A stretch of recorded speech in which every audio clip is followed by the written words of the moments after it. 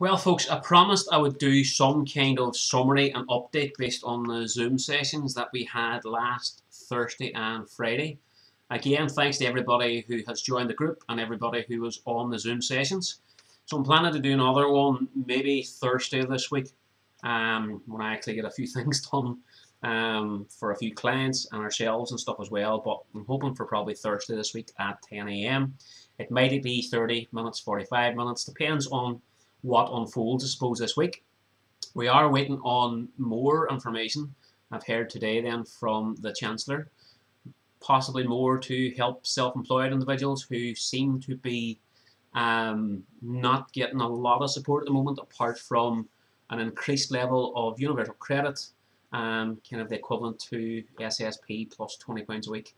And potentially they might be entitled to some of the grants if they do have premises and they are paying rates and so on, but it still leaves quite a lot of self-employed people behind. So let's see what comes out of that if we hear something today. Just to summarise some of the main points that were talked about in the two sessions last week, and I was going to type this and thought maybe just as handy to do a video. From our own perspective as accountants and accounting firms, then you want to be doing a client risk assessment. I did mine at the back end of last week and over the course of the weekend, and it was a changing picture all the time because of emails and messages I was getting over the weekend from clients.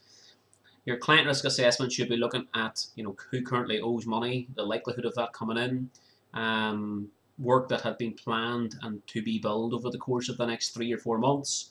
Or if you're doing direct debits, like ourselves, then it would be a matter of looking at the risk of who won't be paying or who won't be able to pay, or who can possibly reduce and pay a bit less, and take it forward from there. In all of this, once you have your risk assessment done and a cash flow forecast done for your firms, covering, I've done mine for the next 12 months, and really what I did in mine as well is I looked at the direct debits that are due in tomorrow, actually, to our firm. I know a batch of them have already had to cancel, and that's the way of the world at the moment, unfortunately. Others I'm going to wait and see, and with others I have spoken to, some of them are going to possibly postpone for 3 months, possibly pay a reduced amount if they can afford it, and I took the decision on my cash flow forecast to just take the worst case scenario and see what happens. It could get even more of a dent, but I'll just have to wait and see. And I've decided just to suck it up, try and reorganize my own costs as a business owner for the next 3 months, try to decide on whether employees need to be furloughed to at least sustain that element on the outgoings and so on. So look, get your risk assessment done, guys. If you haven't had a chance to do it, it's time to make yourselves a priority, because without your business, your clients will be struggling anyway. So get that done, get your cash flow forecast done, and then check on with all your clients. I've been taking ours from the sort of top to bottom exercise, looking at our highest paying monthly subscriptions for services, and talking to all the top 10 at this point in time to see where things are at. And just keep taking action, just keep working towards something.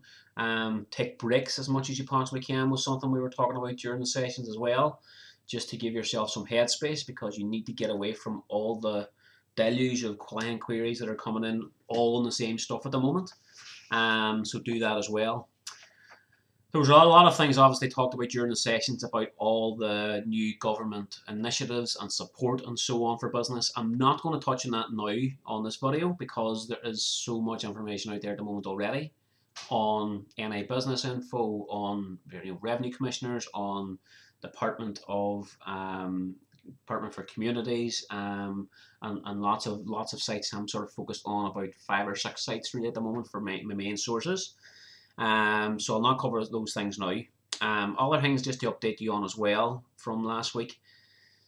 We were talking about the subscriptions that a lot of us are paying for cloud software. So I've spoken to my account manager at Xero, and she said Xero are looking at things globally to see what they can do to support small businesses and the advisors. So let's see what happens over the course of the next few weeks in terms of the subscription cost for Xero. Receipt Bank have promised they would get back to me this week to see what they can possibly do as well, or if they can do anything. So I'll update you on that as we go forward.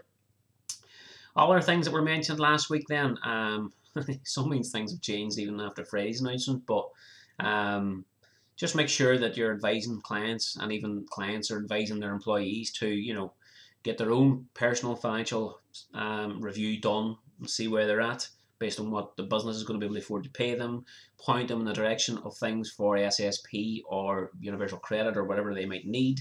Make sure they're postponing their loans, cards, mortgages, contact utilities, try to maintain them or do an agreement of some sort. So all of those things, make sure your clients are doing them, and make sure your clients are telling their employees to do it as well. Anything else that we talked about? Yes. A good suggestion that was made during one of the sessions was about the possibility of, if you do have to lay off staff, or you've already done that, then possibly think about getting staff linked into other businesses who might need them. Another suggestion that was made, which is good, which I'm actually working on myself at the moment, is a new website landing page. So I'm going to just put a COVID-19 sort of banner up on our website and put some resources on there based on everything I'm sharing everywhere else.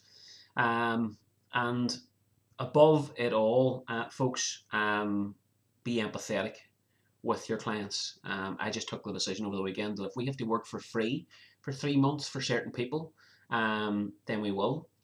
And I'm also doing that on the basis that the level of help they may need after the first couple of weeks here, to get them through April, might drop anyway, because it'll just be a matter of keeping their mind and their moods right, making sure that their grants, if they're applicable, have come through. If they've decided for loan finance, you help them out on those things. And after that, their business may be shelved anyway, so that the amount of support they're going to need is going to drop.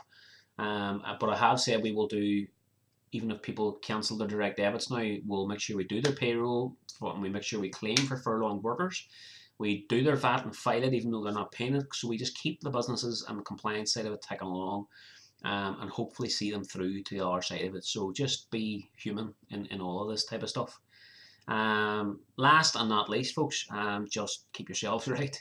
The way I wash my hands has probably changed forever. I'm doing the whole sort of almost 60 seconds at least, and washing them between fingers and all this kind of stuff. So I think that's changed completely.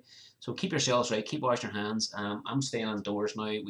As a family, we've decided that's it. We go to the shop and that's basically it. So keep yourselves right, keep your staff right, and let's all work together and keep the country right as best we can.